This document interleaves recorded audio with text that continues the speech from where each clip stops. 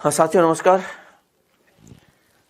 आज हम संसद की पिछली क्लास से थोड़ा और आगे बढ़ते हैं। हमने पिछली क्लास में राज्यसभा को पढ़ा, आज हम लोकसभा को लेकर आते हैं। और आप जानते हैं राज्यसभा की तुलना में लोकसभा थोड़ा ज्यादा विस्तृत है, थोड़ा ज्यादा इसका जो मामला है थोड़ा सा ज्यादा लंबा है। आज की इस क्लास में पूरी लोकसभा को पढ़ने की हम कोशिश करते हैं। आगे के क्लास में हम फिर लोकसभा संसद के बारे में कुछ सामान्य बातें और कर लेंगे। देखिए, लोकसभा की जब आप बात करते हैं तो लोकसभा का मतलब कौन सा सदन है?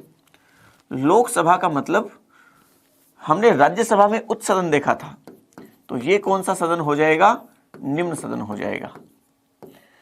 लेकिन ये प्रथम सदन है, निम्न सदन है लेकिन प्रथम सदन है। और साथ ही ये भी ध्यान रखें कि यह सदन लोकप्रिय सदन है। और लोकप्रिय सदन क्यों है? क्योंकि ये जनता का सदन है, जनता को प्रतिनिधित्व दिया गया लोकसभा में, जबकि राज्यसभा राज्यों का प्रतिनिधित्व करता है। समझिए, इसमें लोकसभा के गठन की बात करते हैं हम कि लोकसभा का गठन किस तरीके से, कैसे, क्या सदस्य संख्या वगैरह सारी बात आर्टिकल 81 में इसका जिक्र किया गया। और आर्टिकल 81 कहता है कि लोकसभा की सदस्य संख्या कितनी होगी। तो देखिए, अधिकतम सदस्य संख्या कितनी होगी वो बात कर लेते हैं हम, और दूसरी बात कर लेते हैं कि इसकी वर्तमान सदस्य संख्या वो कितनी है। वर्तमान सदस्य संख्या तो इसकी अधिकतम सदस्य संख्या आर्टिकल 81 में दी गई है और उसमें कहा गया कि 530 सदस्य वो राज्यों से होंगे। जम्मू कश्मीर के बनने से पहले की स्थिति की बात है, ये ध्यान रखना है। अधिकतम की बात तो 530, वर्तमान में क्या है वो हम बात कर लेंगे, जम्मू कश्मीर के बनने के बाद की स्थिति क्या रही है। तो आर्टिकल 81 में कहा गया है अधिकतम सदस्य संख्या के बारे में कि 530 सदस्य तो कहां से आएंगे? वो राज्यों से आएंगे। और 20 सदस्य आएंगे, वो कहां से आएंगे? वो केंद्र शासित प्रदेश से, यूटी से आएंगे। निर्वाचित सदस्य हैं ये यूटी से, केंद्र शासित प्रदेश से। और ये सारे के सारे सदस्य निर्वाचित की बात है। तो अधिकतम इसकी सदस्य संख्या 550 का जिक्र किया गया संविधान में आर्टिकल 81 में। समझ रहे हैं बात? जबकि वर्तमान सदस्य संख्या की बात करें तो जम्मू कश्मीर जब राज्य था तब तो 530 में से 530 सीटें राज्यों की थी। लेकिन चूंकि अब जम्मू कश्मीर बन गया है केंद्र शासित प्रदेश, तो 6 सीटें जो वहां की थी वो हो जाती है यहां पे कम। तो 524 सीटें तो वर्तमान में है राज्यों से, और 19 सीटें पहले 13 थी, जिनमें से 7 सीटें तो अकेले दिल्ली की, और फिर 13 में से 6 सीटें ये जो जम्मू कश्मीर वाली वहां और जुड़ गई, 5 जम्मू कश्मीर की, 1 लद्दाख की। इस तरीके से 543 सीटें वर्तमान में अधिकतम सीटें हो सकती हैं कहां की? लोकसभा में हो सकती है राज्यों से और यूटी से। और ये सारी की सारी सीटें हैं, वो सारी की सारी सीटें कैसी हैं? निर्वाचित हैं। ये ध्यान रखें, सारी की सारी सीटें निर्वाचित हैं। मनोनीत सीटों का प्रावधान आर्टिकल 331 में किया गया है और वो अलग से है। और आर्टिकल 331 कहता है कि यदि राष्ट्रपति को ये लगे कि लोकसभा में आंग्ल भारतीयों का पर्याप्त प्रतिनिधित्व नहीं है, तो वह 2 आंग्ल भारतीयों को मनोनीत कर सकता है लोकसभा में। और यह प्रावधान मूल संविधान में शामिल किया गया था आर्टिकल 331 में, और यह 10 वर्ष के लिए प्रावधान था। आर्टिकल 334 में कहा गया इस बारे में, हम बात करेंगे इसके आगे कैसे कैसे क्या क्या है। 330 की, 331 की, 332 की, 333 की, और साथ में 334 की, सारे बात कर लेंगे आगे। लेकिन फिलहाल यहां मैं थोड़ी सी बात कर रहा हूं आपसे। वो 2 आंग्ल भारतीयों का प्रावधान मनोनयन का प्रावधान था। तो इस तरीके से अधिकतम सदस्य संख्या 552 हो जाती थी। हालांकि आर्टिकल 81 में हमेशा ही 585 कहा गया है, और यह वर्तमान सदस्य संख्या 545 हो जाती थी, वो जो 2 आंग्ल भारतीयों को मनोनीत करते थे। लेकिन 104वां संविधान संशोधन जो अभी किया गया, क्योंकि आप जानते हैं 10 साल के लिए प्रावधान था, और हर 10 वर्ष बाद में जो सीटें, उसके लिए जो आरक्षण का प्रावधान है वो हर 10-10 वर्ष से बढ़ाया जाता रहा। तो 2009 में 95वां संविधान संशोधन किया, 2020 तक बढ़ा दिया 2010 से। 2020 आया तो फिर 104वां संविधान संशोधन किया। SC ST के लिए जो आरक्षण के प्रावधान थे वो तो बढ़ा दिए, 10 वर्ष 2030 कर दिया, लेकिन एंग्लो इंडियन के लिए जो प्रावधान थे 2 सीटों का जो मनोनयन का प्रावधान था उसके लिए अवधि को बढ़ाया नहीं गया। तो 2020 में वो प्रावधान निष्प्रभावी हो गए। हालांकि आर्टिकल 331 अभी भी है, लेकिन उसके प्रावधान निष्प्रभावी है, लागू नहीं है। इस बारे में हम थोड़ी आगे बात करते हैं। तो ये सदस्य संख्या है वर्तमान में लोकसभा की। अब देखिए, लोकसभा की वर्तमान सदस्य संख्या 543 और अधिकतम सदस्य संख्या 530, लेकिन ये सीटें कैसे कैसे बढ़ी, किस तरीके से बढ़ी। तो हम जब मूल संविधान की बात करते हैं तो मूल संविधान में आप इस बात को समझिए कि मूल संविधान में लोकसभा की टोटल सीटों का प्रावधान कितना था, 500 सीटों का प्रावधान था कि लोकसभा की 500 सीटें होंगी मैक्सिमम। प्रावधान होने का मतलब मैक्सिमम सीटों की बात है। वर्तमान में जो 550 है, यहां 500 सीटों का प्रावधान था। 7वां संविधान संशोधन किया गया, और जब 7वां संविधान संशोधन किया गया और यह किया गया 1956 में, तो इस प्रावधान के माध्यम से किया क्या गया, अब चूंकि 7वें संविधान संशोधन द्वारा राज्य और केंद्र शासित प्रदेश हो गए, तो अब इसमें 500 सीटें तो रख दी गई राज्यों की और साथ में 25 सीटें कर दी गई केंद्र शासित प्रदेश की। सीटें बढ़ के हो गई 525। समझ पा रहे हैं आप? ये राज्यों की सीटें हैं, ये केंद्र शासित प्रदेशों की 25 सीटें और कर दी। अब क्या हुआ कि एक संविधान संशोधन और हुआ, 31वां संविधान संशोधन, और यह संविधान संशोधन होता है 1973 में। और इस संविधान संशोधन द्वारा राज्यों की सीटें बढ़ाकर 525 कर दी और केंद्र शासित प्रदेशों की, चूंकि कई केंद्र शासित प्रदेश राज्य बन गए थे, इसलिए इनकी सीटें बढ़ा, संख्या कम करके 25 से कम करके 20 कर दी और सीटें बढ़ के हो गई 545। फिर देखिए 1987 में जब गोवा और दमन दीव राज्य बने, गोवा राज्य बना, दमन दीव केंद्र शासित प्रदेश बना, गोवा एवं दमन दीव पुनर्गठन अधिनियम,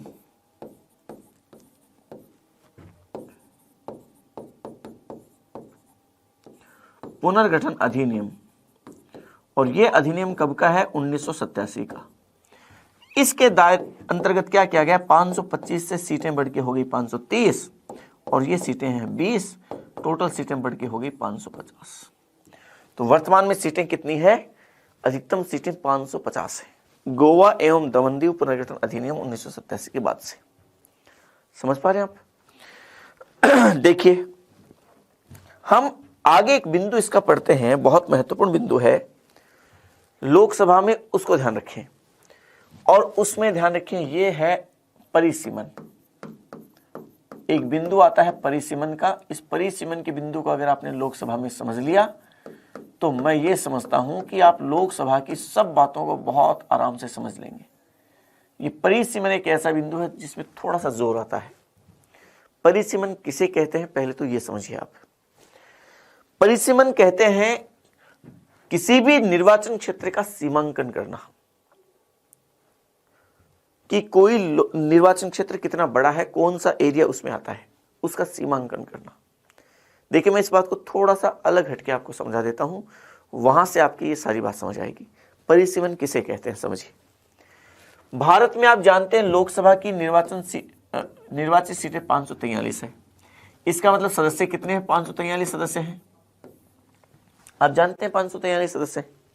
और चूंकि 543 सदस्य हैं और हर एक निर्वाचन क्षेत्र से एक सदस्य चुन के आता है।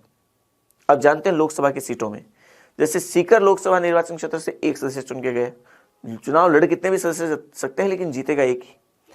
राजस्थान से लोकसभा के कितने सदस्य जाते हैं, 25। पूरे देश में लोकसभा के कितने सदस्य, 543। तो जब राजस्थान से 25 लोकसभा के सदस्य जाते हैं तो और हर एक सदस्य एक निर्वाचन क्षेत्र से जाएगा, इसका मतलब आपको राजस्थान को कितने हिस्सों में बांटना है, 25 हिस्सों में। और हर एक, उस एक हिस्से को क्या कहते हैं, लोकसभा निर्वाचन क्षेत्र कहते हैं। और उस लोकसभा निर्वाचन क्षेत्र से एक सदस्य चुन के जाता है। तो जब एक सदस्य चुन के जाएगा तो निर्वाचन क्षेत्र 25 होंगे। ठीक इसी तरीके से पूरे भारत में जब 543 सदस्य हैं तो निर्वाचन क्षेत्र भी कितने होंगे, 543 होंगे, क्योंकि हर एक लोकसभा निर्वाचन क्षेत्र से एक सदस्य चुन के जाएगा। क्योंकि हमारे यहां लोकसभा के निर्वाचन क्षेत्र 1 सदस्य होते हैं और 1 सदस्यीय निर्वाचन क्षेत्र होने की वजह से उतने ही निर्वाचन क्षेत्र होते हैं जितने की सदस्य होते हैं। तो 543 सदस्य हैं तो 543 ही लोकसभा निर्वाचन क्षेत्र होंगे। तो यहां पे पूरे देश को 543 निर्वाचन क्षेत्रों में बांटना, इसको परिसीमन कहते हैं। समझिए आप इस बात को, पूरे देश को 543 हिस्सों में बांटा कि ये एक लोकसभा निर्वाचन क्षेत्र है, ये दूसरा लोकसभा निर्वाचन क्षेत्र है, ये तीसरा लोकसभा निर्वाचन क्षेत्र है। इस तरीके से 543 लोकसभा निर्वाचन क्षेत्रों में बांट दिया। ये निर्वाचन क्षेत्रों का सीमांकन करना क्या कहलाता है? ये परिसीमन कहलाता है।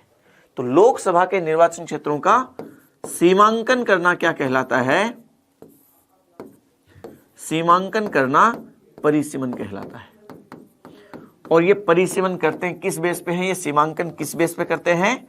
जनसंख्या के आधार पे। इसका बेस जनसंख्या है, जनसंख्या के आधार पे इसका सीमांकन किया जाता है। अब इस परिसीमन में समझिए आप, 2 आधार हैं। आर्टिकल 81 में आर्टिकल परिसीमन का जिक्र हालांकि आर्टिकल 82 में है पूरा, तो आर्टिकल 81 में भी कुछ 2 बिंदु उनको समझिए आप। पहले आर्टिकल 81 में पहला सिद्धांत तो यह कहता है कि लोकसभा में प्रत्येक राज्य को जो प्रतिनिधित्व दिया जाएगा, तो लोकसभा में प्रत्येक राज्य की सीटों का आवंटन इस रीति से किया जाएगा, मतलब हर राज्य को सीटें जो देंगे वो इस प्रकार से देंगे कि प्रत्येक राज्य की जनसंख्या का उस राज्य को प्राप्त सीटों की संख्या से अनुपात है वो सभी राज्यों में लगभग एक जैसा हो, यथासाध्य समान हो। समझना इस बात को कि प्रत्येक राज्य को जो सीट देंगे लोकसभा में वो इस रीति से देंगे, इस रीति से विभाजित किया जाएगा कि उस राज्य की जनसंख्या का उस राज्य को प्राप्त सीटों की संख्या से अनुपात है वो सभी राज्यों में लगभग समान हो। जैसे 2 एक समान जनसंख्या वाली राज्यों की सीटें भी एक जैसी होंगी, लगभग एक जैसी होंगी, और एक राज्य की जनसंख्या यदि किसी दूसरे राज्य से जिस अनुपात में ज्यादा है, उस राज्य की सीटें भी उस राज्य से उसी अनुपात में ज्यादा होगी। यदि उसकी जनसंख्या जिस अनुपात में कम है तो उसकी सीटें भी उसी अनुपात में कम होंगी। सीटों का आवंटन राज्यों को जो किया जाएगा जनसंख्या के अनुपात में किया जाएगा। यह पहला बिंदु है। तो राज्यों को सीटों का आवंटन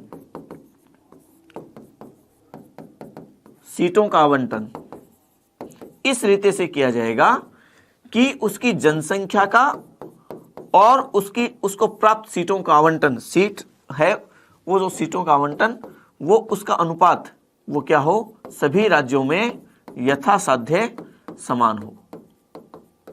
यह पहला बिंदु है। दूसरा बिंदु यह क्या आ गया कि प्रत्येक राज्य में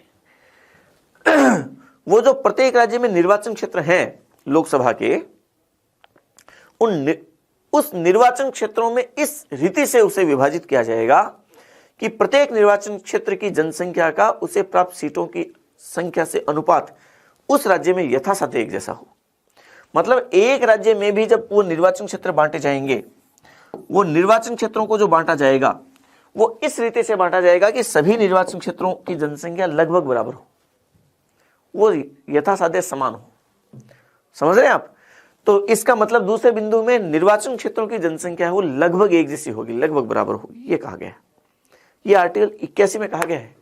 समझना, ये 2 बिंदु दिए गए हैं कि किस तरीके से होगा।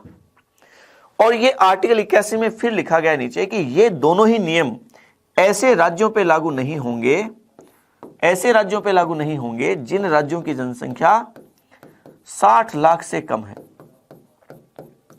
ये ध्यान रखना, ऐसे राज्यों पर ये दोनों नियम लागू नहीं होंगे जिसकी जनसंख्या 60 लाख से कम है। ये इसलिए किया गया ताकि छोटे राज्यों को भी वहां पे प्रतिनिधित्व दिया जा सके लोकसभा में, क्योंकि यदि उस नियम से चलेंगे तो छोटे राज्य जिनकी जनसंख्या बहुत कम है उनको तो बेचारों को फिर प्रतिनिधित्व मिलेगा ही नहीं। तो इसलिए उनको भी प्रतिनिधित्व मिले, इसलिए ये कहा गया ये नियम उन राज्यों पर लागू नहीं होगा। तो 2 नियम है, एक तो राज्यों को सीटें जनसंख्या के अनुपात में मिलेगी, दूसरा निर्वाचन क्षेत्रों में जो बांटा जाएगा वो इस प्रकार से बांटा जाएगा कि सभी निर्वाचन क्षेत्रों की जनसंख्या लगभग बराबर हो। इस तरीके से समझ रहे हैं आप? ये परिसीमन का पहला आधार समझिए आप। पहली बात तो परिसीमन किसे कहते हैं? निर्वाचन क्षेत्रों का सीमांकन करना, और सीमांकन किस आधार पे करना, जनसंख्या के आधार पे करना। और जनसंख्या के आधार पे ये दो चीजें कर दी, राज्यों को सीटें जनसंख्या के आधार पे दे दी, निर्वाचन क्षेत्रों का सीमांकन जनसंख्या के आधार पे कर दिया, बराबर बराबर जनसंख्या। ठीक है, चलिए इसके आगे समझिए आप आगे की बात। आर्टिकल 82 कहता है कि ये जो जनसंख्या है जिसकी बात आप कर रहे हैं, ये जनसंख्या का मतलब क्या है, इस जनसंख्या का मतलब प्रत्येक जनगणना के बाद में ऐसा किया जाएगा। प्रत्येक जो जनगणना है, जो हाल ही में जो जनगणना की गई है, जो किसी भी चुनाव के जस्ट पहले जो जनगणना की गई, उस जनगणना को आधार माना जाएगा, उस जनगणना के आधार पे और ये किया जाएगा। समझ रहे हैं आप। और आर्टिकल 82 ने आगे कहा, एक बात तो ये कही, एक बात ये कही कि प्रत्येक जनगणना के बाद संसद क्या करेगी, संसद एक विधि बनाएगी और उस विधि बनाकर इसके लिए ये क्या करने के लिए, परिसीमन करने के लिए, परिसीमन करने के लिए एक प्राधिकारी की नियुक्ति करेगी। प्राधिकारी शब्द लिखा गया, एक प्राधिकारी की नियुक्ति करेगी। प्राधिकारी मतलब अथॉरिटी, मतलब कोई आयोग का गठन करेगी। यहां आयोग समझ लीजिए। तो संसद कानून बनाएगी और संसद कानून बनाकर एक आयोग का गठन करेगी, और संसद ने कानून बनाया फिर इसके अकॉर्डिंग, और कानून बनाकर क्या किया, इस संसद ने पहला परिसीमन अधिनियम बनाया 1952 में, दूसरा परिसीमन अधिनियम बनाया 1962 में, तीसरा परिसीमन अधिनियम बनाया 1972 में। क्योंकि हर जनगणना के बाद, क्योंकि प्रत्येक जनगणना के बाद ऐसा होना था, तो संसद प्राधिकारी बनाती रही और ऐसा तय करती रही। समझ रहे हैं आप। तो इस तरीके से आप समझना, जब आर्टिकल 82 में लिखा गया कि प्रत्येक जनगणना के बाद में संसद विधि बनाकर चूंकि प्राधिकारी की नियुक्ति करेगी, विधि बनाकर एक प्राधिकारी की नियुक्ति करेगी, और इस प्राधिकारी का मतलब आयोग का गठन करेगी, तो संसद ने प्रथम परिसीमन अधिनियम बनाया, और प्रथम परिसीमन अधिनियम मतलब विधि है। ये संसद विधि बनाएगी तो ये विधि है, ये प्रथम परिसीमन अधिनियम 1952, और इसके तहत जो आयोग बना इस विधि के तहत, वो पहला परिसीमन आयोग,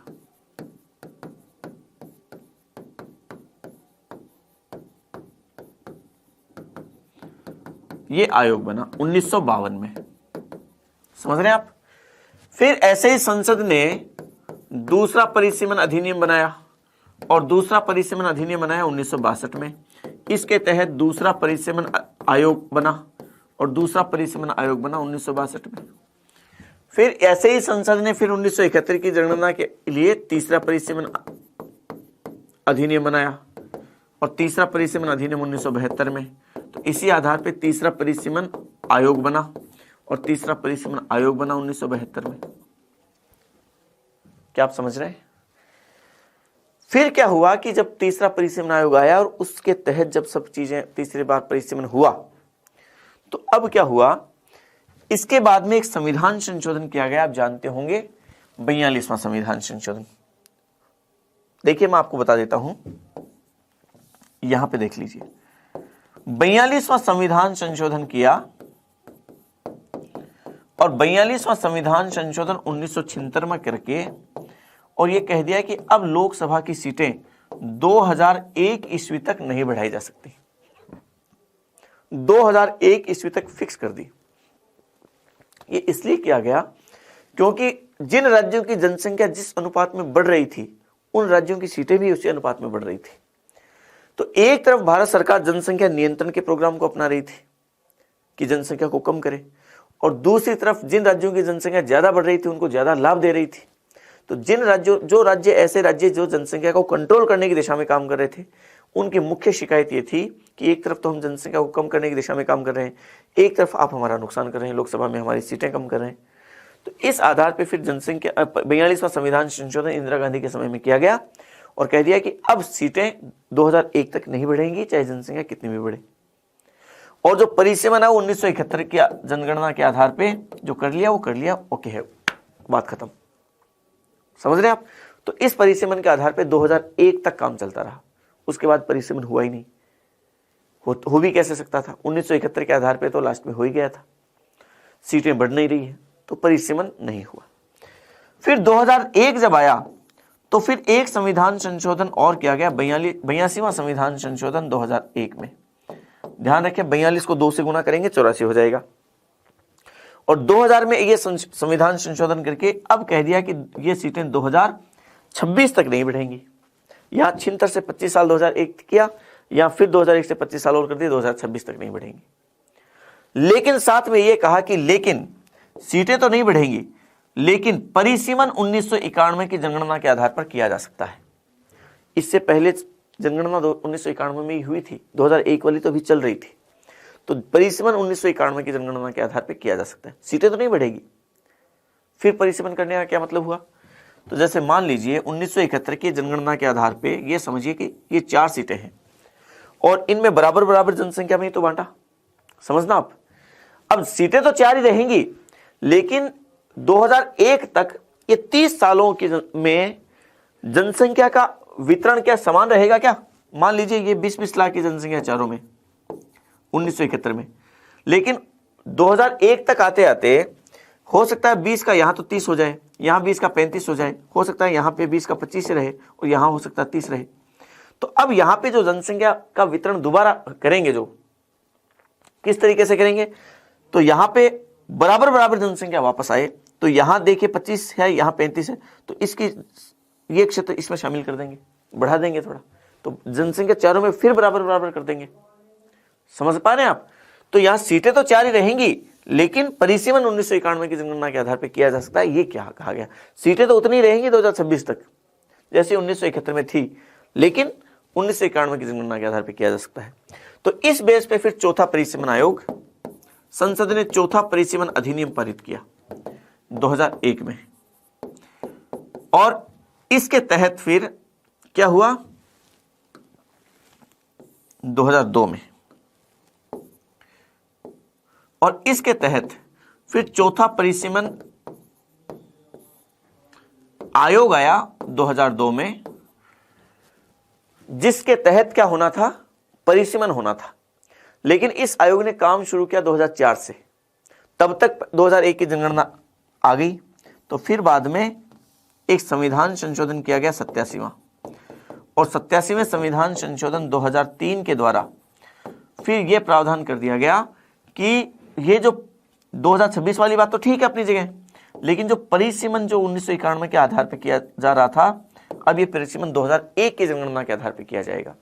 तो फिर इस चौथे परिसीमन आयोग ने जो परिसीमन किया वो कौन सी जनगणना के आधार पर किया, वो 2001 की जनगणना के आधार पर किया। ये ध्यान रखना, चौथे परिसीमन आयोग ने फिर परिसीमन जो किया वो 2001 की जनगणना के आधार पर किया, क्योंकि इस चौथे परिसीमन आयोग ने काम कब से करना शुरू किया, 2004 से काम करना शुरू किया, 2008 तक इसने काम किया। इस आयोग ने न्यायमूर्ति कुलदीप सिंह की अध्यक्षता में, इसके अध्यक्ष जो चौथे परिसीमन आयोग के थे न्यायमूर्ति कुलदीप सिंह, ये इसके अध्यक्ष थे। ठीक है, इस परिसीमन आयोग ने ये ऐसा काम किया, पूरे देश के लोकसभा के निर्वाचन क्षेत्रों का परिसीमन किया। देखिए परिसीमन में 2-3 चीजें और समझना आप, खास बातें। एक बात तो ये कि जो लोकसभा के निर्वाचन क्षेत्रों का परिसीमन करता है, वही परिसीमन आयोग विधानसभा के निर्वाचन क्षेत्रों का भी परिसीमन करता है। मैं अगले बिंदु में कह देता हूं। एक बात तो ये ध्यान रखें कि जो लोकसभा के निर्वाचन क्षेत्रों का परिसीमन करता है, वही आयोग राज्यों की विधानसभाओं के निर्वाचन क्षेत्रों का भी परिसीमन करेगा। इसका मतलब जो राजस्थान को 25 भागों में बांट रहा है, लोकसभा की 25 सीटें हैं, वही आयोग राजस्थान को 200 भागों में भी बांटेगा। मतलब राजस्थान की लोकसभा के निर्वाचन क्षेत्रों का भी परिसीमन उसी ने किया, तो राजस्थान की विधानसभा के निर्वाचन क्षेत्रों का भी परिसीमन किया। और न केवल राजस्थान, बल्कि ये समझिए कि जो भारत को 543 लोकसभा निर्वाचन क्षेत्रों में बांटता है, वही परिसीमन आयोग भारत को 4120 विधानसभा क्षेत्रों में भी बांटता है। ये समझिए आप। तो लोकसभा के निर्वाचन क्षेत्रों का परिसीमन भी वही आयोग करेगा और राज्यों की विधानसभा के निर्वाचन क्षेत्रों का परिसीमन भी वही आयोग करेगा। एक बात तो ये। दूसरी बात आप ये भी समझिए कि ये जो परिसीमन आयोग है, इस परिसीमन आयोग के जो निर्णय होते हैं, ये निर्णय न्यायिक समीक्षा के परे होते हैं। मतलब इनका न्यायिक पुनरावलोकन नहीं किया जा सकता, इनको न्यायालय में चुनौती नहीं, मतलब न्यायिक समीक्षा नहीं की जा सकती, ये समझ लीजिए आप।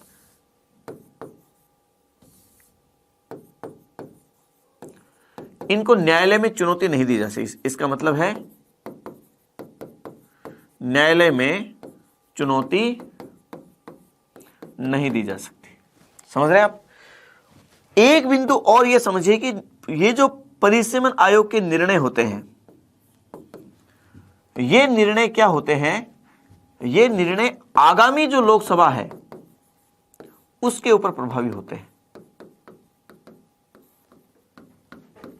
वो जो लोकसभा चल रही होती है उसके ऊपर प्रभावी नहीं होंगे। जैसे जो चौथे परिसीमन आयोग ने मान लीजिए 2008 में अपनी रिपोर्ट सौंपी, 2004 से 2008 तक काम तो किया, तो 2008 में जब रिपोर्ट सौंपेगा उसके बाद जो लोकसभा के चुनाव होंगे उसमें वो निर्णय प्रभावी होंगे। जो चल रही लोकसभा, जैसे मान लीजिए 2004 से 2009 तक चल रही थी, तो 2008 में इसने अपनी रिपोर्ट सौंप दी, तो 2008 में जो लोकसभा चल रही थी उस पर इसका प्रभाव नहीं पड़ेगा। 2009 में जो लोकसभा के चुनाव हुए उसमें इसके निर्णय प्रभावी होंगे और इसको न्यायालय में चुनौती नहीं दी जा सकती। ये बात आर्टिकल 329 में कही गई है, ध्यान रखना, आर्टिकल 329 में। चलिए, ये इसके कुछ बिंदु थे। अब मैं जब ये कह रहा हूं कि लोकसभा के निर्वाचन क्षेत्रों का सीमांकन जनसंख्या के आधार पर होता है, तो मुझे ये बताएं, जब लोकसभा के निर्वाचन क्षेत्रों का सीमांकन करेंगे तो जनसंख्या के आधार पर जब करेंगे तो क्षेत्रफल के आधार पर लोकसभा के निर्वाचन क्षेत्र छोटे बड़े होंगे कि नहीं होंगे? निश्चित तौर पे होंगे। कौन से क्षेत्र के लोकसभा निर्वाचन क्षेत्र क्षेत्रफल के आधार पे ज्यादा बड़े होंगे? जहां की जनसंख्या घनत्व कम होगा, डेंसिटी कम होगी, और जहां डेंसिटी ज्यादा है, जनसंख्या घनत्व ज्यादा है, वहां के लोकसभा निर्वाचन क्षेत्र छोटे होंगे। सीधी बात है, मेट्रो सिटीज के लोकसभा निर्वाचन क्षेत्र छोटे होंगे। रेगिस्तान या जो जहां पे पहाड़ी क्षेत्र बहुत ज्यादा है, जहां का जनसंख्या घनत्व बहुत विरला है, कम है, वहां के निर्वाचन क्षेत्र वो बड़े होंगे। तो देखिए, सबसे बड़ा लोकसभा निर्वाचन क्षेत्र की बात करें, मैं लोकसभा निर्वाचन क्षेत्रों की बात कर रहा हूं केवल,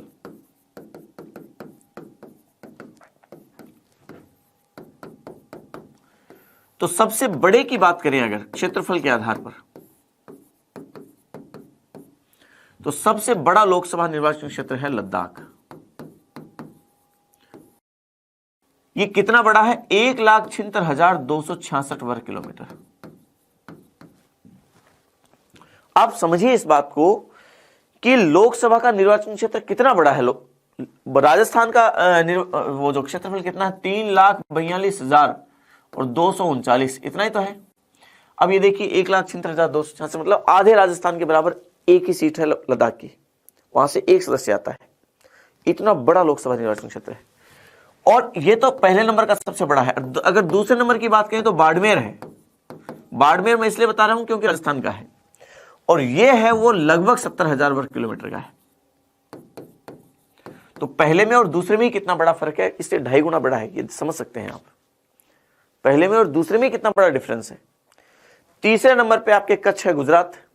चौथे नंबर पर पूर्वी अरुणाचल प्रदेश, और 5 नंबर पर पश्चिमी अरुणाचल प्रदेश। ये 5 बड़े लोकसभा निर्वाचन क्षेत्र है।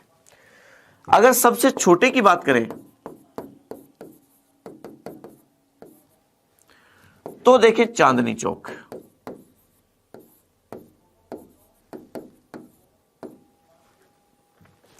और चांदनी चौक का लोकसभा निर्वाचन क्षेत्र दिल्ली में जो है, ये दिल्ली में है,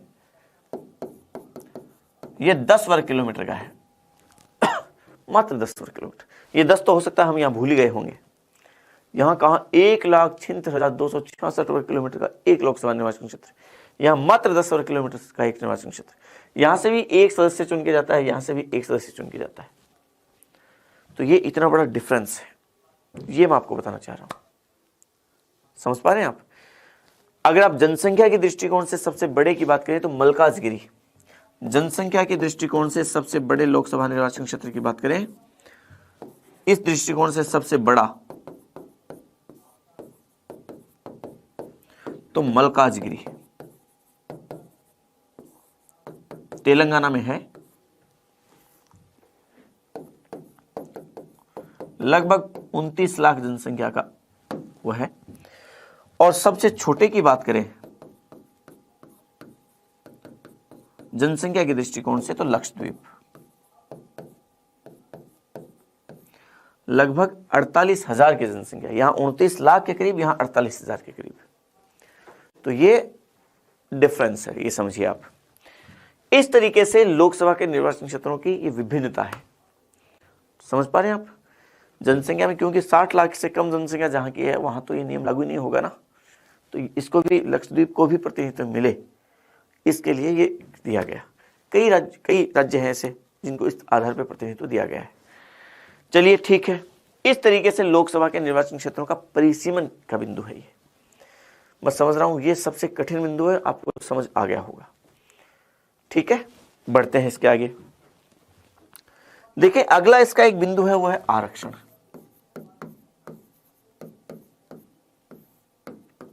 इस आरक्षण के बिंदु को समझिए, आर्टिकल 330 में है और आर्टिकल 334 में भी है। दो बिंदु है इसमें, दोनों आर्टिकल्स हैं। आर्टिकल 330 और 334 दोनों को समझिए पहले, उसके बाद हम आगे समझते हैं बात। देखिए हमारे यहां आरक्षण जो दिया गया आर्टिकल 330 में एससी और एसटी का आरक्षण दिया गया है। लोकसभा में जो आरक्षण दिया गया एससी को दिया गया और एसटी को दिया गया, और ये किस आधार पर दिया गया? राज्य की जनसंख्या में एससी और एसटी की जनसंख्या के अनुपात में, एससी एसटी की जनसंख्या के अनुपात में, जिस अनुपात में इनकी जनसंख्या होगी उस अनुपात में इनको आरक्षण मिलेगा लोकसभा में।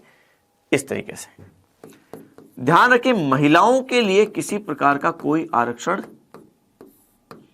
नहीं। आरक्षण का प्रावधान महिलाओं के लिए केवल पंचायती राज में है और नगर पालिकाओं में। लोकसभा, विधानसभा कोई आरक्षण नहीं है, जबकि राज्यसभा और विधान परिषद में तो एससी एसटी का आरक्षण भी नहीं, आरक्षण का प्रावधान ही नहीं। समझिए आरक्षण का जो प्रावधान दिया गया, इस आधार पे हम बात करें तो एससी की कुल सीटें लोकसभा में कितनी है? एससी की टोटल सीटें जो लोकसभा में प्रदान की गई वो कितनी है? तो ध्यान रखें 84 सीटें हैं। और एसटी की सीटें जो लोकसभा में प्रदान की गई वो कितने हैं? 47 है। एससी की सीटें 84 हैं, एसटी की सीटें 47 हैं। अगर सबसे ज्यादा सीटों की बात करें तो एससी की सबसे ज्यादा सीटें यूपी में है। कितनी सीटें? 17 सीटें। और एसटी की सबसे ज्यादा सीटें एमपी में, मध्य प्रदेश में है। कितनी सीटें? 6 सीटें। एससी की सबसे ज्यादा सीटें यूपी में है, उत्तर प्रदेश में। एसटी की सबसे ज्यादा सीटें मध्य प्रदेश में है, 6 सीटें। हम अगर राजस्थान की बात करें तो राजस्थान में एससी की सीटें कितनी हैं? 25 में से 4। और एसटी की सीटें कितनी हैं? 3। एससी की सीटें कहां कहां, कौन कौन सी हैं? तो देखें, गंगानगर, बीकानेर, भरतपुर और करौली धौलपुर। करौली धौलपुर की दोनों की मिला के एक सीट है। तो इस तरीके से 4 सीटें हैं। एसटी की बात करें तो एसटी की एक तो है दौसा, एक है उदयपुर और एक है डूंगरपुर बांसवाड़ा।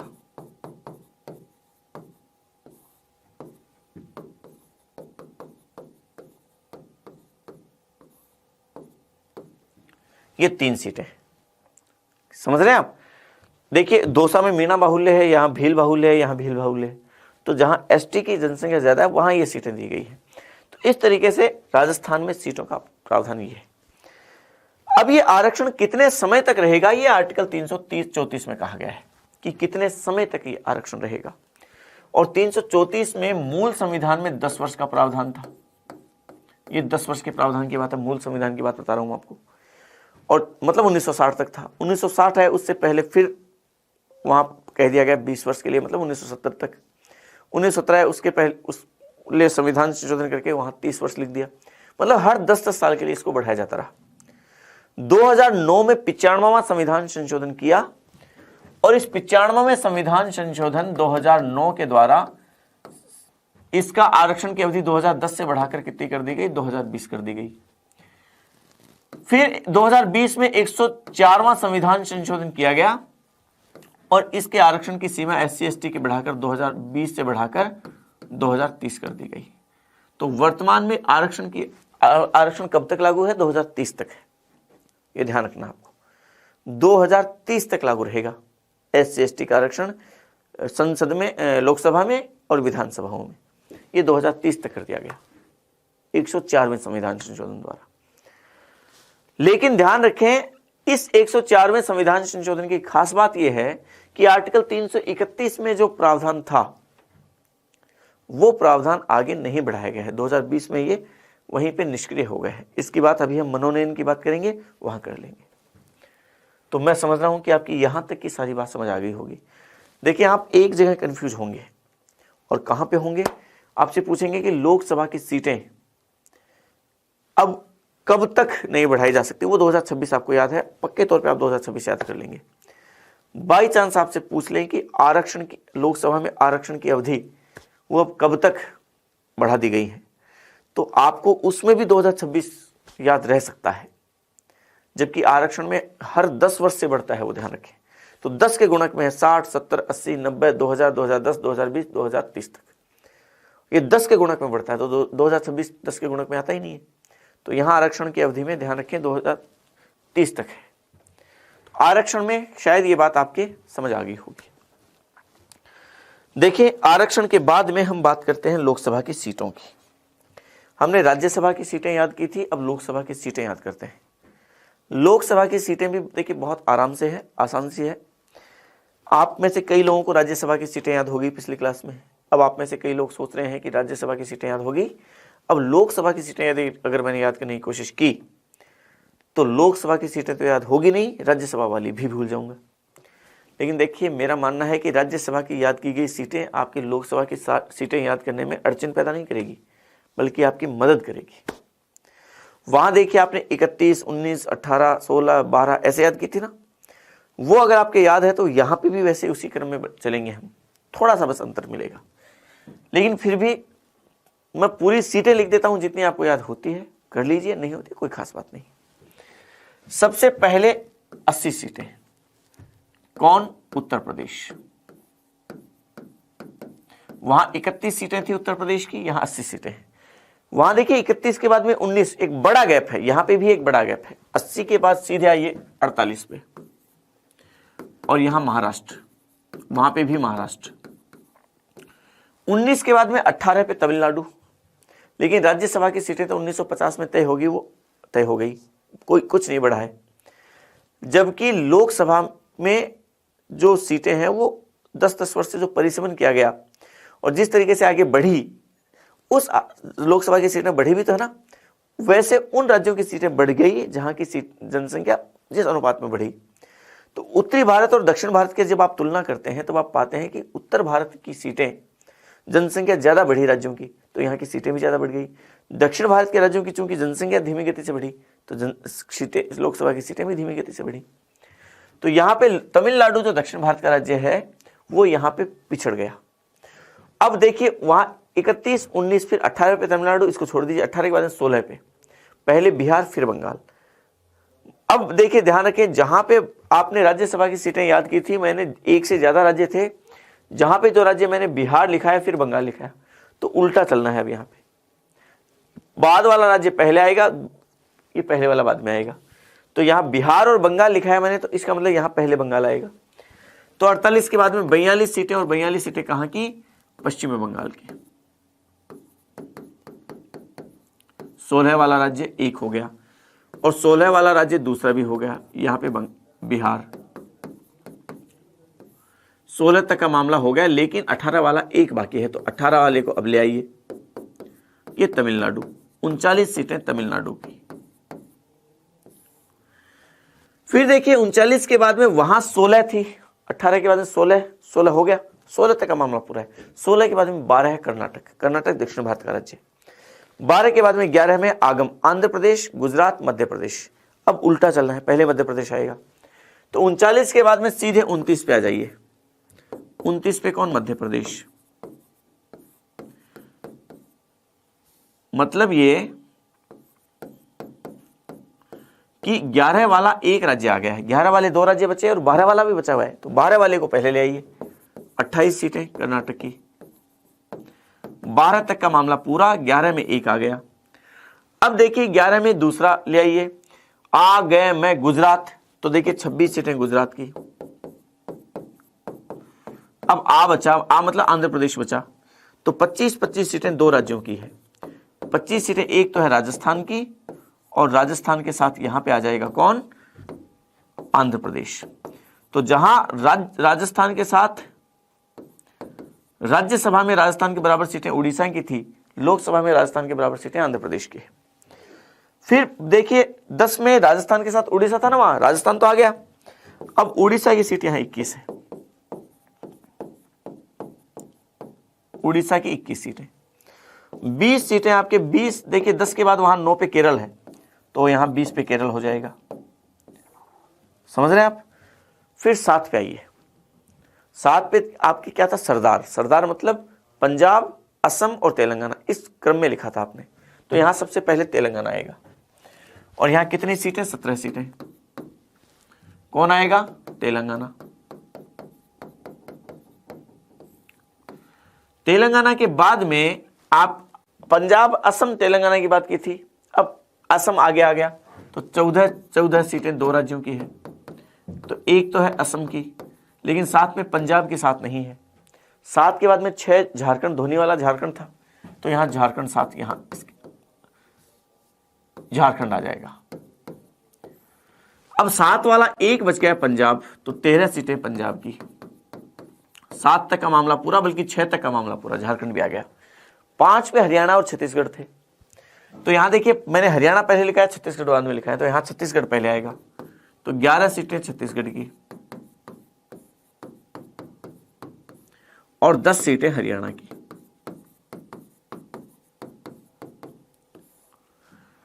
पांच तक का मामला पूरा। 4 पे जम्मू कश्मीर है, लेकिन जम्मू कश्मीर पहाड़ी एरिया, वहां जनसंख्या धीमी गति से, तो 4 के बाद में 3 पे है हिमालय उत्तर दिशा, हिमाचल प्रदेश, उत्तराखंड और दिल्ली, पहले दिल्ली आएगा। तो 7 सीटें दिल्ली की। फिर 5 सीटें 2 राज्यों की। एक तो किसकी? जम्मू कश्मीर जो था, बच गया था,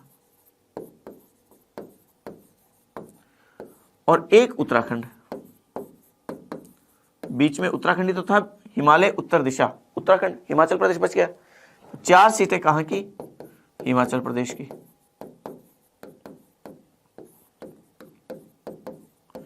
तीन तक का मामला पूरा।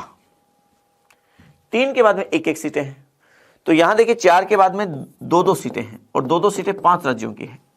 और 5 कौन से राज्य? पूर्वोत्तर वाले देखिए, याद करिए पहले तो। ऊपर अरुणाचल प्रदेश, मैंने आपको वो नक्शा उस दिन बनवाया था। अरुणाचल प्रदेश के जस्ट नीचे नागालैंड है, नागालैंड को छोड़ दीजिए, मतलब एक को छोड़ना है। नागालैंड के बाद में मणिपुर, तो मणिपुर की 2 सीटें। मणिपुर के जस्ट नीचे मिजोरम है, मिजोरम, तो पहले आपने नागालैंड को छोड़ा, मणिपुर पे आ गए। मणिपुर के बाद मिजोरम आता है, मिजोरम को छोड़ा, आगे चले तो त्रिपुरा आ गया, त्रिपुरा की 2 सीटें। त्रिपुरा के ऊपर बांग्लादेश को छोड़िए, ऊपर चलेंगे तो मेघालय, और फिर एक देखिए गोवा। ये 5 राज्य हैं जिनकी कितनी कितनी सीटें हैं? 2-2 सीटें हैं। फिर 1-1 सीटों वाले राज्य, और 1-1 सीटें कहां कहां की है वो देखिए, मैं आपको यहां बता देता हूं। 1-1 सीटें कहां कहां की? एक तो है सिक्किम की, एक है नागालैंड की, एक है मिजोरम की, 3 तो है ये राज्य। फिर देखिए बाकी के जो केंद्र शासित प्रदेश हैं, दिल्ली आ गया, वर्तमान में 8 हैं, लेकिन दमन दीव और उसको दादर नगर हवेली को अभी 1 कर दिया गया, इसलिए 8 हो गए, पहले 9 थे। तो 9 में से 1 दिल्ली को हटा दीजिए, बाकी 8 सीटें और, मतलब जिसमें लद्दाख आ गया 1, चंडीगढ़ आ गया 2, आपकी पांडिचेरी आ गया 3, लक्षद्वीप आ गया 4, दादर नगर हवेली आ गया 5, दमन दीव आ गया 6, अंडमान निकोबार द्वीप समूह आ गया 7, और एक और कौन सा बच गया? 7 ही है क्या? हाँ 7 ही तो है। अच्छा, जम्मू कश्मीर एक केंद्र शासित प्रदेश यहां गया ना, तो 2 केंद्र शासित प्रदेश तो आ गए और 7 यहां पे हो गए। तो यहां पे अलग अलग अगर मैं लिखाना चाहूं तो चलिए लिख ही लीजिए, फिर जब बात ही चली है, लद्दाख, चंडीगढ़, दादर नगर हवेली,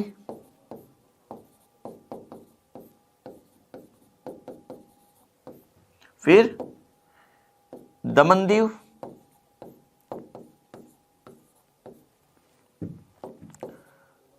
फिर लक्षद्वीप,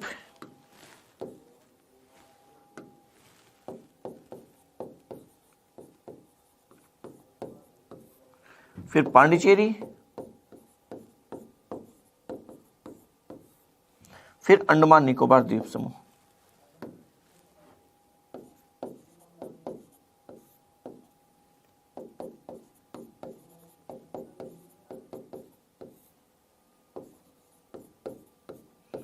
द्वीप समूह। तो इस तरीके से ये आपके पूरे राज्यों की सीटें हैं लोकसभा में। जितना आपको याद रह सकता है उतना कर लीजिए। मेरे ख्याल से टॉप के 4-5 तो आप याद कर ही लीजिए। राजस्थान को याद कर लीजिए, राजस्थान के साथ आंध्र प्रदेश, इसको याद कर लीजिए, थोड़ा सा मोटे मोटे तौर पे थोड़ा सा याद कर ही लीजिए। चलिए ठीक है, आगे देखिए, आगे बढ़ते हैं हम। सीटों के बाद में हम बात करते हैं चुनाव की। हम सीधे चुनाव पे आते हैं। निर्वाचन, लोकसभा के सदस्यों का चुनाव कैसे होता है, और लोकसभा के सदस्यों के अगर निर्वाचन की बात करते हैं तो आर्टिकल 81 में ही कहा गया, लोकसभा के सदस्यों का चुनाव प्रत्यक्ष रूप से होता है। आप जानते हैं प्रत्यक्ष निर्वाचन होता है, इसका सीधा सीधा मतलब क्या है? सार्वभौमिक वयस्क मताधिकार होता है। मतलब प्रत्येक व्यक्ति वोट देगा जो कि वयस्क हो चुका है। और सार्वभौमिक वयस्क मताधिकार का उल्लेख कौन से आर्टिकल में किया गया है? अनुच्छेद 326 में किया गया है। और सार्वभौमिक वयस्क मताधिकार का मतलब मूल संविधान में इसके लिए जो आयु का निर्धारण था वो 21 वर्ष का निर्धारण था मूल संविधान में।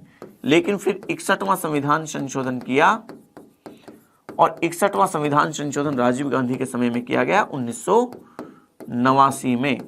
और ये करके इस आयु को 21 वर्ष से घटाकर कितना कर दिया गया? 18, न्यूनतम आयु को घटाकर 18 वर्ष कर दिया गया। तो वर्तमान में 18 वर्ष या उससे अधिक आयु का व्यक्ति वो वोट दे सकता है, ये प्रावधान किया गया है। फिर देखिए, गुप्त मतदान होता है, ठीक है। राज्यसभा के चुनाव में खुला मतदान होता है। पद्धति क्या है? First past the post system, ये ध्यान रखें। First past the post system का मतलब जिसको सबसे ज्यादा वोट मिलेंगे वो जीत जाएगा। 100 में से 51 वोट मिलने जरूरी नहीं है, 20 वोट जिसको मिले वो भी जीत सकता है, बशर्ते कि उसे बाकी के लोगों से ज्यादा वोट मिले। बस ज्यादा से ज्यादा वोट, जिसको सबसे ज्यादा वोट मिलेंगे वो जीत जाएगा।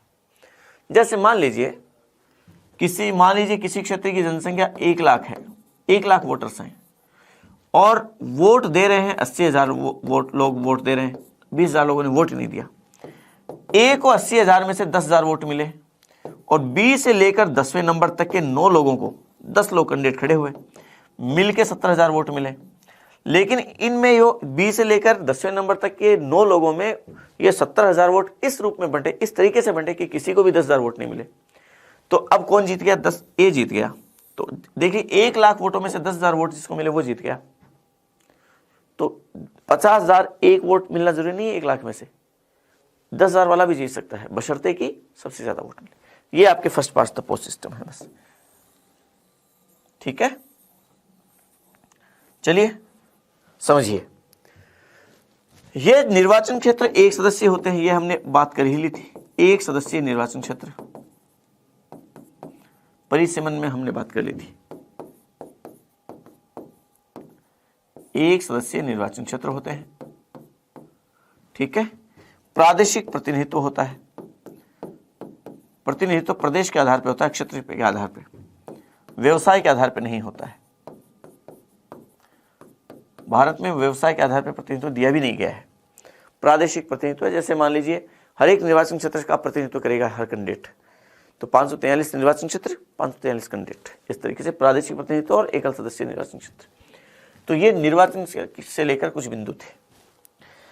अब आगे समझिए आप मनोनयन। मनोनयन के बिंदु को थोड़ा सा इसलिए समझना जरूरी है क्योंकि ये प्रावधान आजकल लागू नहीं है, निष्क्रिय है। इसलिए देखिए, मैं एक बार पहले 104वें संविधान संशोधन को विशेष रूप से बताने के लिए मैं एक आपको सारे आर्टिकल बता देता हूं। अनुच्छेद 330, 331, 332 और 333 और साथ में फिर 334। 330 में प्रावधान किया गया लोकसभा में एससी और एसटी का आरक्षण। 331 में कहा गया लोकसभा में एंग्लो इंडियन। 332 में कहा गया विधानसभाएं, जो राज्यों की विधानसभाएं हैं, उनमें एससी एसटी का आरक्षण। और 333 में कहा गया विधानसभाओं में एंग्लो इंडियन। इसका मतलब यह है कि ये दो आर्टिकल्स लोकसभा से संबंधित हैं, ये दो आर्टिकल्स विधानसभा से संबंधित हैं। लेकिन 330 और 332 इन दोनों का संबंध एससी एसटी से है और 330 और 333 इन दोनों का संबंध एंग्लो इंडियन से है। इसका मतलब यही तो हुआ, समझ रहे हैं आप? इन चारों ही प्रावधानों के लिए आरक्षण के प्रावधान किया गया और 334 में कहा गया कि यह आरक्षण मूल संविधान में लिखा गया 10 वर्ष तक लागू होगा। चूंकि संविधान 26 जनवरी 1950 को लागू था तो 25 जनवरी 1960 तक लागू होगा। 1960 आया, संविधान संशोधन किया, 10 वर्ष की जगह 20 वर्ष लिख दिया, मतलब 1970 तक लागू हो गया। 1970 आया, संविधान संशोधन किया, इसके जगह 30 लिख दिया, 1980 तक लागू हो गया। 80 आया, 40 लिख दिया, 1990 तक हो गया। 50 लिख दिया, 2000 तक हो गया। फिर 50 की जगह 60 लिख दिया, 2010 तक हो गया। 70 लिख दिया, 2020 तक हो गया। 2020 आया तो अब यहां 104वां संविधान संशोधन किया इसमें। मतलब अब तक जितने भी संशोधन करके जो आरक्षण की अवधि बढ़ाई गई, वो संशोधन कौन से आर्टिकल में होता है? 334 में होता है। 104वां संविधान संशोधन किया गया और इस 104वें संविधान संशोधन द्वारा कर क्या दिया गया, इसके द्वारा आरक्षण की सीमा बढ़ाकर 2030 तक कर दी, 10 वर्ष और बढ़ा दी। लेकिन यह ध्यान रखें, इसमें आरक्षण की सीमा केवल एससी और एसटी के लिए बढ़ाई गई, मतलब केवल 330 और 332 के लिए, इन दोनों के लिए बढ़ाई गई।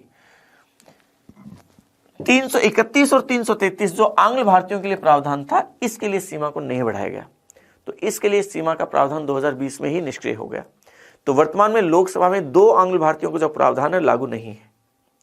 इसका मतलब ये नहीं है कि 331 समाप्त हो गया या 333 समाप्त हो गया, ये नहीं।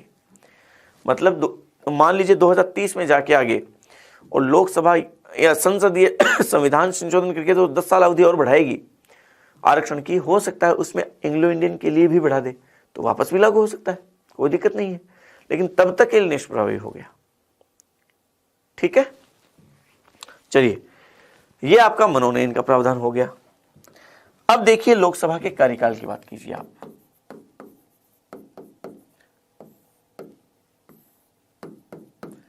और कार्यकाल का प्रावधान किया गया है आर्टिकल 83 में।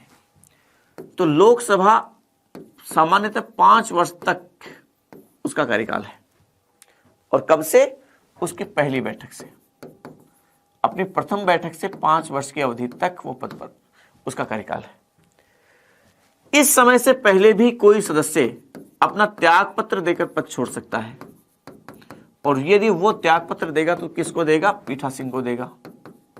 पीठासीन मतलब स्पीकर, लोकसभा अध्यक्ष। सदस्य जिसका यदि कोई पद रिक्त हुआ, वो पद रिक्त कैसे कैसे हो सकता है? मृत्यु से हो सकता है, त्याग पत्र से हो सकता है। तो यदि उसमें अयोग्यता आ गई तो हो सकता है। तो यदि पद रिक्त हुआ तो पद रिक्ति की तिथि से 6 माह के अंदर अंदर नए सदस्य का चुनाव होना जरूरी है। नया चुनाव होना जरूरी है। और ये किसी नए सदस्य का चुनाव क्या कहलाता है, इसे उपचुनाव कहते हैं। और इस तरीके से जो चुन के सदस्य आएगा वो शेष कार्यकाल के लिए पद धारण करेगा,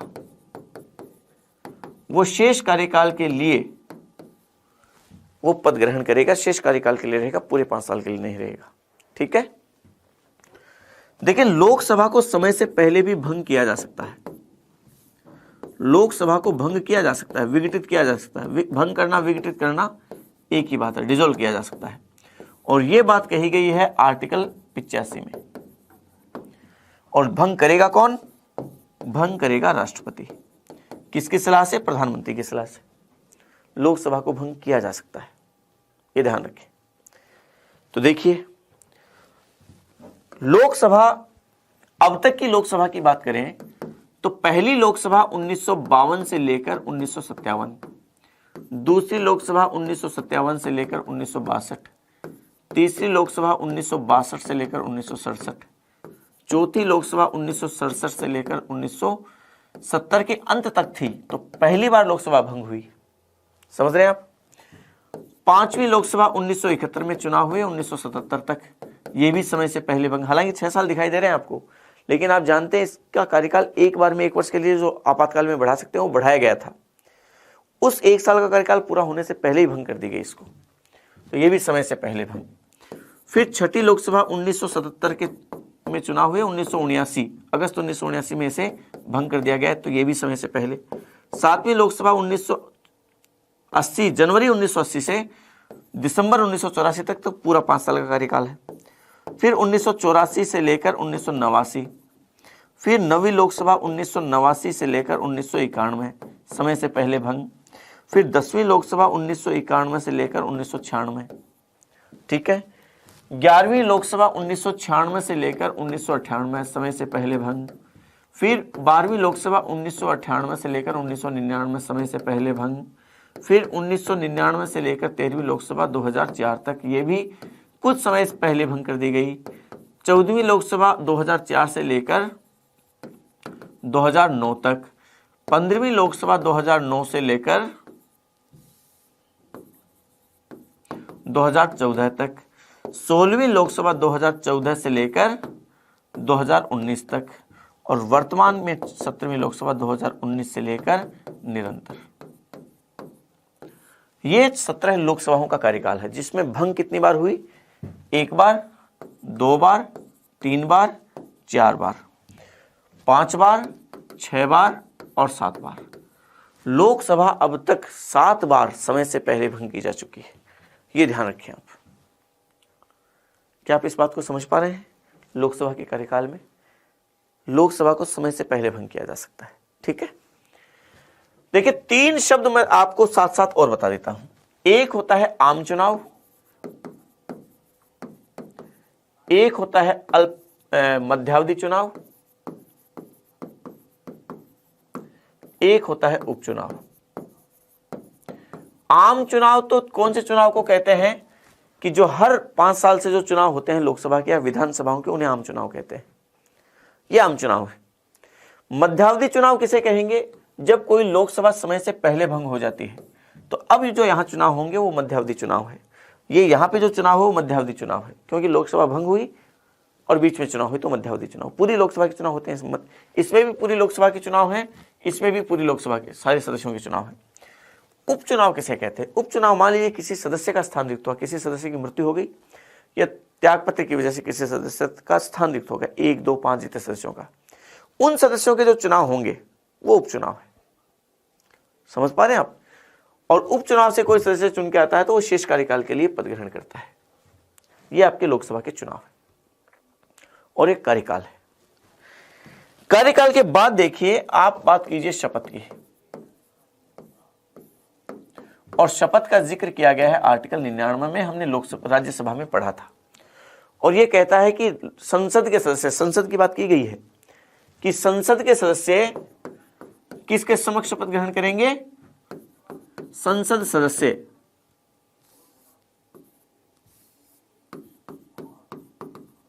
राष्ट्रपति या उसके द्वारा निर्धारित व्यक्ति के समक्ष शपथ ग्रहण करेंगे। अब राज्यसभा के सदस्यों के लिए तो राष्ट्रपति ने राज्यसभा के सभापति को निर्धारित कर दिया, लेकिन लोकसभा के लिए राष्ट्रपति क्या करता है, जो लोकसभा के निर्वाचित सदस्य हैं, लोकसभा जो, क्योंकि लोकसभा के तो सारे सदस्य एक साथ चुन के आते हैं, तो लोकसभा के जो नवनिर्वाचित सदस्य हैं, उन नवनिर्वाचित सदस्यों में से किसी एक अनुभवी सदस्य को वो क्या करता है, किस रूप में मनोनीत कर देता है, वो उसे प्रोटेम स्पीकर बना देता है। और ये प्रोटेम स्पीकर क्या करेगा, सभी सदस्यों को शपथ दिला देता है। तो सारे के सारे सदस्य हैं, लोकसभा के सदस्य हैं, वो सारे के सारे नवनिर्वाचित सदस्य वो किसके समक्ष शपथ ग्रहण करते हैं, प्रोटेम स्पीकर के समक्ष शपथ ग्रहण करते हैं। प्रोटेम स्पीकर को हिंदी में सामयिक अध्यक्ष कहते हैं, यह भी नाम ध्यान रखना, सामयिक अध्यक्ष, ठीक है। जबकि प्रोटेम स्पीकर खुद अगर शपथ ग्रहण करेगा तो वो राष्ट्रपति के समक्ष शपथ ग्रहण करेगा, क्योंकि प्रोटेम स्पीकर भी तो लोकसभा का सदस्य ही है। तो ये लोकसभा के सदस्य के रूप में शपथ ग्रहण करेगा, तो ये तो करेगा राष्ट्रपति के समक्ष, और जितने ये सदस्य हैं वो सारे कर लेंगे प्रोटेम स्पीकर के समक्ष। समझ रहे हैं आप? प्रोटेम स्पीकर का काम केवल और केवल सदस्यों को शपथ दिलाना है बस। इसके बाद लोकसभा के सदस्य अपने में से ही किसी एक सदस्य को लोकसभा अध्यक्ष के रूप में चुन लेते हैं, वो लोकसभा की अध्यक्षता करता है, और प्रोटेम स्पीकर सामान्य सदस्य के रूप में बैठ जाता है बस। ठीक है, ये आपके शपथ का प्रावधान आर्टिकल 99। अब देखिए आप, लोकसभा में एक चीज बची है, पदाधिकारी। और पदाधिकारी का जिक्र है आर्टिकल, कौन से आर्टिकल में, आर्टिकल 93 से लेकर आर्टिकल 96 में। देखिए राज्यसभा में हमने पदाधिकारी देखे थे आर्टिकल 89, 90, 91, 92, 4। लोकसभा में फिर 93, 94, 95, 96। क्यों? क्योंकि राज्यसभा पहले आर्टिकल 80 में है, लोकसभा बाद में आर्टिकल 81 में है। तो यहां पदाधिकारी भी राज्यसभा के पहले आएंगे आर्टिकल 89 से 92, और राज्यसभा के बाद में आएंगे, लोकसभा के बाद में आएंगे 93 से 96। समझ पा रहे हैं आप? तो इस तरीके से राज्यसभा के सदस्यों, वो जो लोक पदाधिकारी है वो राज्यसभा के पदाधिकारी पहले हैं, लोकसभा के पदाधिकारी बाद में। समझिए कौन कौन से पदाधिकारी। 2 पदाधिकारी होते हैं, एक लोकसभा अध्यक्ष होता है, एक लोकसभा का उपाध्यक्ष होता है। लोकसभा अध्यक्ष को स्पीकर कहते हैं इंग्लिश में।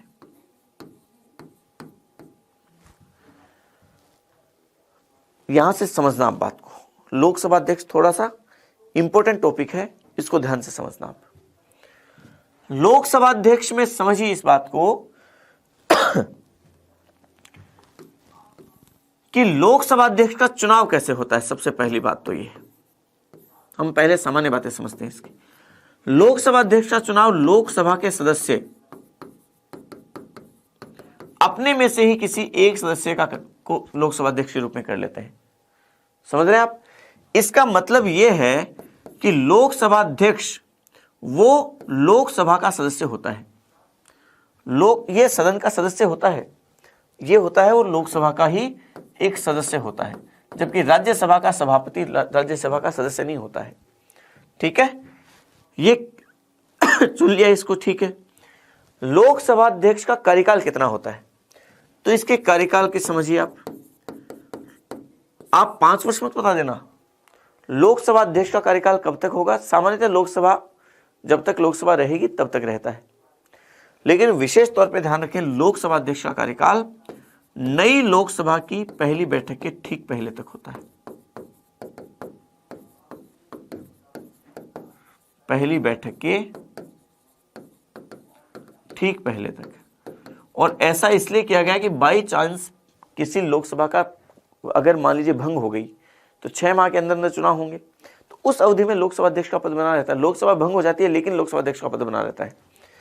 तो वो जो नई लोकसभा, ये लोकसभा पुरानी लोकसभा है, भंग हो गई, नई लोकसभा यहां, तो लोकसभा अध्यक्ष का कार्यकाल कब तक? इस नई लोकसभा की पहली बैठक के यहां ठीक पहले तक रहेगा, ये ध्यान रखिए। ठीक है, फिर देखिए, इससे पहले भी वो अपना त्यागपत्र देकर पद छोड़ सकता है, त्यागपत्र किसे देगा? उपाध्यक्ष को देगा। उपाध्यक्ष को अपना त्यागपत्र देगा। ठीक है, इससे पहले भी इसे समय से पहले पद से हटाया जा सकता है। और पद से कैसे हटाया जाएगा? तो आर्टिकल 96 में एक बात कहता है कि पहली बात तो ये कि जिस बैठक में इसे पद से हटाया जाएगा उस बैठक की अध्यक्षता ये नहीं करेगा। 14 दिन की पूर्व सूचना के आधार पर लाए गए उसे पद से हटाने के प्रस्ताव को यदि लोकसभा अपने तत्कालीन सदस्य जो उसके हैं, टोटल सदस्य, कुल सदस्य, उन सदस्यों के बहुमत से, मतलब पूर्ण बहुमत, कुल सदस्य संख्या के बहुमत, कुल के बहुमत से यदि इसके प्रस्ताव को पारित कर दे लोकसभा, तो लोकसभा अध्यक्ष अपने पद से हट जाता है, मुक्त हो जाता है। ठीक है, फिर देखिए लोकसभा अध्यक्ष की शपथ की बात। तो ध्यान रखें, लोकसभा अध्यक्ष इस पद के लिए कोई शपथ नहीं लेता, जबकि वो संसद लोकसभा के सदस्य के रूप में शपथ पहले ले चुका है। जो प्रोटेम स्पीकर ने उसको दिलाई थी वो ले चुका है। दूसरी बात यह कि उसका चुनाव होता है, उस चुनाव की तिथि का निर्धारण राष्ट्रपति तय करता है। उस तिथि का निर्धारण राष्ट्रपति करता है, जबकि उपाध्यक्ष के चुनाव की तिथि का निर्धारण लोकसभा अध्यक्ष करता है। मतलब ये कि लोकसभा अध्यक्ष और उपाध्यक्ष के चुनाव एक ही दिन नहीं होते हैं। पहले लोकसभा अध्यक्ष होंगे, फिर बाद में आगे जाके उपाध्यक्ष के होंगे। ठीक है, चलिए इसके कार्य क्या है, उस कार्य को समझिए आप। लोकसभा अध्यक्ष के कार्य, स्पीकर के कार्य क्या है? और लोकसभा अध्यक्ष के कार्य की आप बात करते हैं तो सबसे पहली तो बात सदन की अध्यक्षता करना, पहला कार्य। सदन में सदस्यों को बोलने की अनुमति प्रदान करना,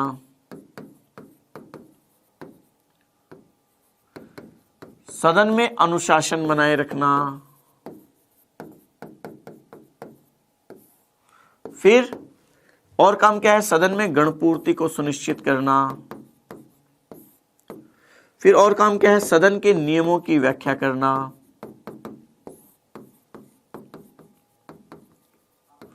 फिर और काम क्या है? निर्णायक वोट देना।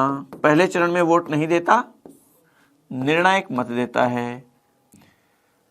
फिर और उसका काम क्या है लोकसभा अध्यक्ष का? वो समितियां जितनी भी हैं उन समितियों के अध्यक्षों को नियुक्त करना। इसके अलावा और उसका काम क्या है? कोई विधेयक धन विधेयक है या नहीं उसका निर्णय करना। इसके अलावा संयुक्त बैठक की अध्यक्षता करना। ये बहुत विशेष काम है, देखना ये दो तो बहुत ज्यादा बार पूछे जाते हैं। संयुक्त बैठक की अध्यक्षता करता है वो। फिर लोकसभा के सदस्यों की दल बदल संबंधी अयोग्यता के विवाद का निर्णय करना। तो ये काम है कुछ उसके, बहुत महत्वपूर्ण काम है लोकसभा अध्यक्ष के, विशेष तौर पे ध्यान रखने हैं आपको। ठीक है, ये लोकसभा अध्यक्ष के कार्य है। चलिए भारत में लोकसभा अध्यक्ष की बात करते हैं। भारत में स्पीकर का पद वो कब आया और किस तरीके से, उससे रिलेटेड कुछ महत्वपूर्ण बिंदु वो समझिए आप। भारत में स्पीकर का पद, तो भारत में स्पीकर के पद की बात करें हम तो ये पद सबसे पहली बार आता है 1919 के अधिनियम में। और 1919 का अधिनियम चूंकि प्रभाव में 1921 में आया, तो भारत में क्यों आया 1919 के अधिनियम में? क्योंकि दो सदन पहली बार 1919 के अधिनियम में आए, उससे पहले एक ही सदन था। द्विसदनीय व्यवस्था पिका ही 1919 के अधिनियम में आई। तो जब दो सदन हो गए तो स्पीकर का पद आया। फिर केंद्रीय विधानसभा कहते थे उस समय लोकसभा को, उसके अध्यक्ष के रूप में स्पीकर का पद आया। और 1921 में जो भारत के पहले स्पीकर बने वो कौन बने? फ्रेडरिक व्हाइट बने, ये भारत के पहले स्पीकर। और पहले डिप्टी स्पीकर मतलब उपाध्यक्ष कौन थे? ये तो अध्यक्ष थे और उपाध्यक्ष थे सच्चिदानंद सिन्हा, जिनको आपने संविधान निर्माण में पढ़ा होगा, नाम सुना होगा ना आपने, अस्थायी अध्यक्ष, वो सच्चिदानंद सिन्हा इसके उपाध्यक्ष बने। भारत के पहले भारतीय स्पीकर की बात करें अगर,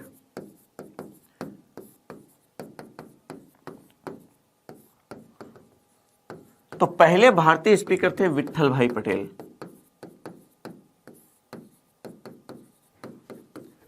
और ये बने 1925 में। ठीक है, चलिए हम बात करते हैं भारत की आजादी के बाद की। तो भारत के प्रथम स्पीकर स्वतंत्र भारत के, और स्वतंत्र भारत के पहले स्पीकर कौन थे? वो थे मावलंकर थे ना, क्या नाम था उनका पूरा? गणेश वासुदेव मावलंकर। गणेश वासुदेव मावलंकर। और भारत के पहले उपाध्यक्ष कौन थे? मैं प्रथम उपाध्यक्ष की भी साथ में बता देता हूं, हालांकि उपाध्यक्ष हम आगे पढ़ रहे हैं, लेकिन प्रथम उपाध्यक्ष की भी बता देता हूं। वो थे अनंत शयनम अयंगर। ये रीट परीक्षा में पूछा गया था, अभी जो रीट हुई थी 2021 में सॉरी, उसमें पूछा गया था अनंत शयनम अयंगर। फिर देखिए हम बात करते हैं आगे भारत के स्पीकर्स के बारे में। भारत के वर्तमान स्पीकर कौन है?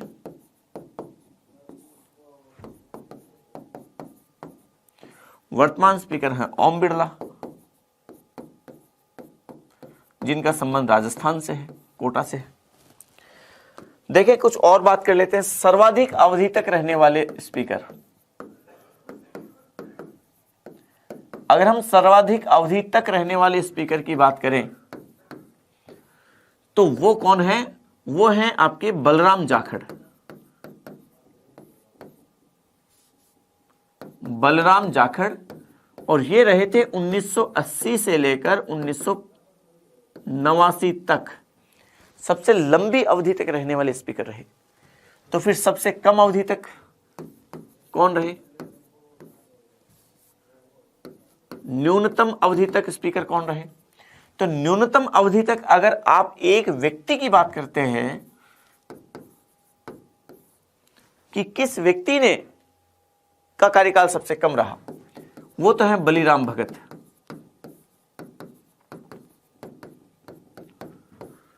जो 1976 से लेकर 1977 तक रहे थे। लेकिन यदि आप एक कार्यकाल की बात करें, एक कार्यकाल तक सबसे कम की बात करें, तो वो कार्यकाल रहा नीलम संजीव रेड्डी का,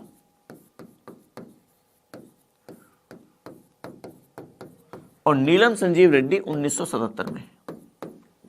उसकी वजह यह है कि उनका कार्यकाल सबसे कम हम इसलिए नहीं मान रहे इस रूप में, क्योंकि नीलम संजीव रेड्डी 2 बार लोकसभा अध्यक्ष रहे थे। एक बार तो 1967 से लेकर 1969 तक, लगभग 2 साल तो वहां रहे थे, और फिर यहां पे रहे थे थोड़े समय के लिए यहां पे। तो वैसे दोनों को मिला के देखते हैं तो ज्यादा हो जाता है।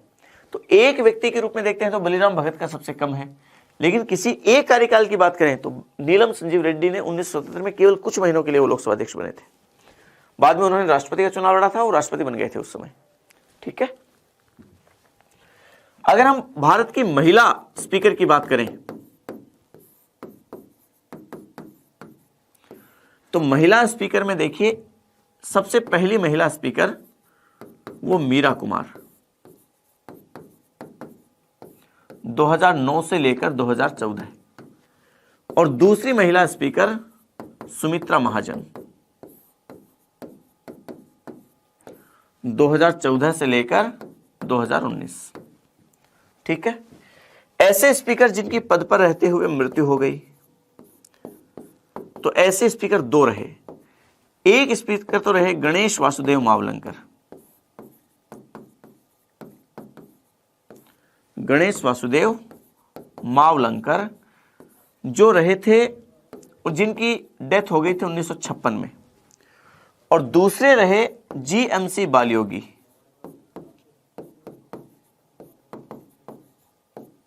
जिनकी प्लेन क्रैश में मृत्यु हो गई, वायु दुर्घटना में। इनकी तो बीमारी की वजह से हुई, इनकी वायु दुर्घटना में मृत्यु हो गई 2002 में।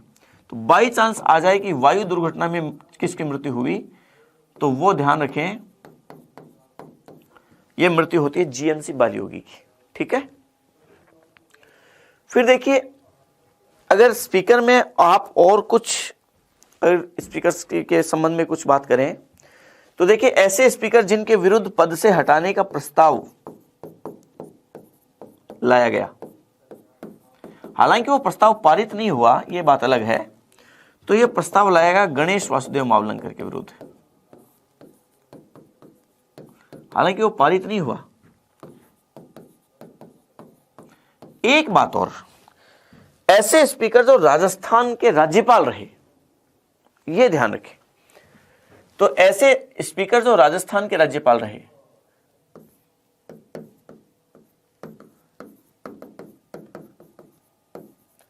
ऐसे स्पीकर में दो स्पीकर के नाम ध्यान रखने। एक तो है आपके कौन,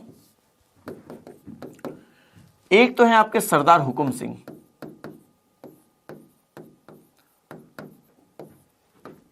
उन्नीस से लेकर 1967 तक तो वो लोकसभा अध्यक्ष रहे, और 1967 से 1972 तक राजस्थान के राज्यपाल रहे। और दूसरे हैं बलिराम भगत, 1976 स्वतंत्र में तो लोकसभा अध्यक्ष रहे, और 1993 से 1998 तक राजस्थान के राज्यपाल रहे। अगर हम बात करें कि लोकसभा अध्यक्ष, ऐसे लोकसभा अध्यक्ष जो देश के राष्ट्रपति भी बने, हम ये बात करें तो नीलम संजीव रेड्डी,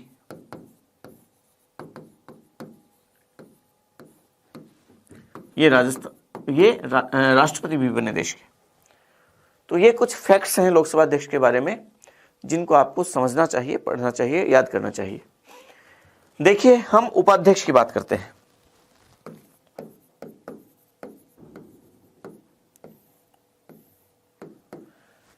एक बात तो यह कि उपाध्यक्ष का भी चुनाव कौन करते हैं? लोकसभा के सदस्य करते हैं, और लोकसभा के सदस्य अपने में से ही करते हैं। इसका मतलब उपाध्यक्ष भी लोकसभा का सदस्य होता है। एक बात तो ये। चलिए, उपाध्यक्ष के चुनाव की तिथि का निर्धारण कौन करता है? इसकी तिथि का निर्धारण स्पीकर करता है, जबकि स्पीकर की चुनाव की तिथि का निर्धारण राष्ट्रपति करता है। इसका मतलब दोनों के चुनाव एक साथ नहीं होते हैं। लोकसभा अध्यक्ष का चुनाव पहले होगा, उपाध्यक्ष का चुनाव बाद में होगा। फिर इसे भी जब ये उपाध्यक्ष नहीं होगा, लोकसभा का अध्यक्ष नहीं होगा, तो लोकसभा अध्यक्ष की अनुपस्थिति में, इसका एक ही काम है, लोकसभा अध्यक्ष की अनुपस्थिति में सदन की अध्यक्षता करना। लोकसभा अध्यक्ष जब अनुपस्थित होगा तो वो सदन की अध्यक्षता करेगा। इसका काम केवल एक ही है। अब आपके एक बात और प्रश्न ये बनता है कि यदि अध्यक्ष और उपाध्यक्ष दोनों ही नहीं होंगे तो फिर सदन की अध्यक्षता कौन करेगा? तो ऐसी स्थिति में दो स्थितियां हैं, मैंने राज्यसभा में आपको बता दी थी, लोकसभा में भी वो की वो है कि यदि एक स्थिति तो यह है कि दोनों अध्यक्ष और उपाध्यक्ष दोनों अनुपस्थित हैं, एक स्थिति तो यह है। एक स्थिति है कि दोनों का पद रिक्त है, दोनों का पद ही खाली है, पोस्ट खाली है। तो यदि अनुपस्थित है तो ऐसी स्थिति में तो उपाध्यक्षों की एक सूची पहले से ही सदन में तैयार होती है, और उस उपाध्यक्षों की सूची में जो 1, 2, 3, 4 नंबर पे पहले से जो क्रमांक पे पहले से ही सूची में जो नाम दिए गए हैं, वो क्रम से पहले अगर ये उपस्थित है तो ये करेगा, ये नहीं है तो फिर ये करेगा, ये भी नहीं है तो फिर ये करेगा। वो उपाध्यक्षों की सूची में जो पहले क्रम में उपस्थित सदस्य है वो उसकी अध्यक्षता करेगा। और ये उपाध्यक्षों की सूची लोकसभा और राज्यसभा दोनों में ही सदन पहले से ही चुन के तैयार रखते हैं। और लेकिन यदि अध्यक्ष और उपाध्यक्ष दोनों का ही पद ही खाली है तो फिर लोकसभा की अध्यक्षता राष्ट्रपति द्वारा निर्धारित व्यक्ति करता है। राष्ट्रपति द्वारा निर्धारित व्यक्ति उस लोकसभा की अध्यक्षता करेगा। तो ये लोकसभा के संबंध में हमने आज लगभग सारी बातें कर ली है, और मैं समझ रहा हूं कि लोकसभा के बारे में इतनी जानकारियां आपके लिए पर्याप्त है। आगे की क्लास में हम बात करेंगे संसद के बारे में, सामान्य बातें। आप जैसे मान लीजिए आप में से कुछ विद्यार्थियों को ऐसा हो सकता है कि योग्यता की बात आपने नहीं की, तो योग्यता की बात हम लोकसभा राज्यसभा दोनों ही सदनों के सदस्यों की योग्यता की बात हम आगे कर लेंगे। तो अब आगे की क्लासेस में हम दोनों सदनों की सामान्य बातों के बारे में चर्चा करेंगे। तो मिलते हैं अगली क्लास में। विदा लेता हूं, धन्यवाद।